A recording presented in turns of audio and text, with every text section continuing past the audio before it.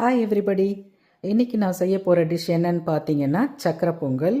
இந்த சக்கரை பொங்கல் என்னோடய வீட்டில் நாங்கள் சாமி கும்பிட்றச்ச பண்ணுற சக்கரை பொங்கல். இது என்னோடய ஸ்டைலில் இந்த சக்கரை பொங்கல் எப்படி பண்ணுறதுன்னு நம்ம பார்ப்போம்.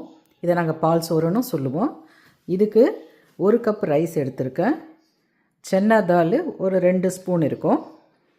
1/4 கப்பு சிறுபருப்பு, ஏலக்காய், முந்திரி பருப்பு, நக்மக் பவுடர், கீ தாளிக்கிறதுக்கு எடுத்திருக்கேன்.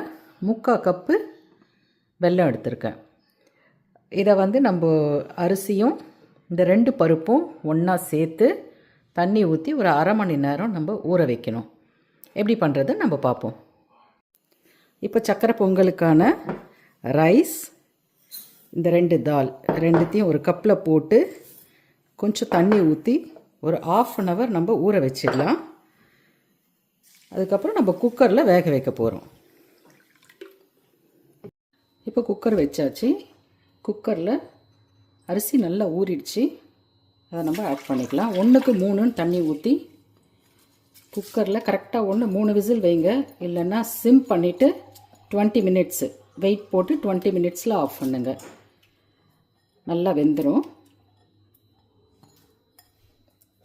ஒரு பக்கம் வெல்லம் தண்ணி ஊற்றி பாகு மாதிரி எடுத்துன்னு இருக்கேன். கரைச்சா போதும், பாகுலாம் தேவையில்லை, அது கரைஞ்சா போதும். ஏன்னா டஸ்ட் ஏதாவது இருக்கும் இல்லைங்களா. ஸோ அதனால் நம்ம தண்ணி ஊற்றிட்டு வெல்லத்தை கரைச்சி எடுத்துக்கலாம். அதுக்குள்ளே குக்கரை மூடி வச்சோம்னா அரிசியும் பருப்பும் வெந்துடும். பார்ப்போம். இப்போ குக்கரை ஓப்பன் பண்ணி பார்க்கலாம்.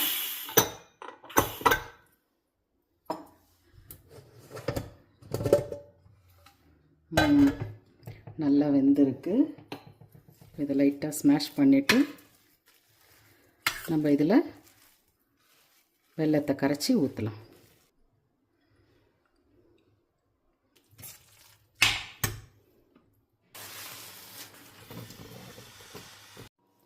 பேன் வச்சு நெய் ஊற்றிக்கலாம்.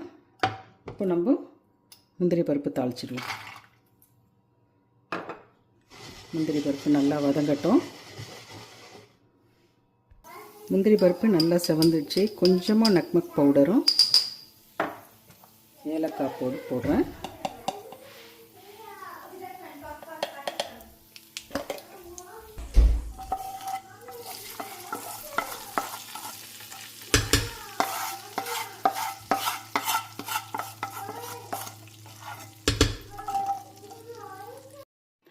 சுவையான சக்கரை பொங்கல் ரெடி ஆகிடுச்சு. இன்றைக்கி வரலட்சுமி விரதம், அதனால் நான் சுண்டல் பண்ணியிருக்கேன். சக்கரை பொங்கல் வச்சு இப்போ நெய்வேத்தியம் பண்ண போகிறேன். தேங்க்யூ.